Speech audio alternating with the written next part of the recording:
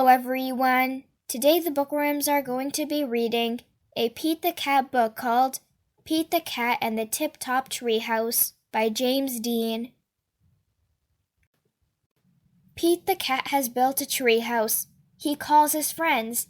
"I just built a treehouse," he says. "Come over to play." Pete's friends show up.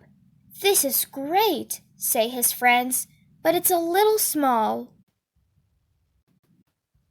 "You are right," says Pete. "It is too small. I will fix that." Pete starts building a bigger treehouse. "Do you want some help?" asks Callie. "Sure," says Pete. Callie carries up more wood.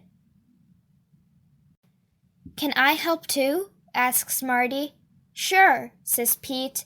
Together they build a tower for Pete's treehouse. "Let's have a treehouse party," says Marty. "A party?" says Pete. "But what will everyone do?" "I can help with that," says Emma. "This is great," says Pete.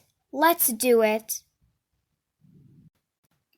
Pete, Marty, Callie, Emma, and Grumpy Toad get right to work. They build an arcade. They fill it with fun games. They build a bowling alley. It has 20 lanes. They build a wave pool. Pete can surf indoors.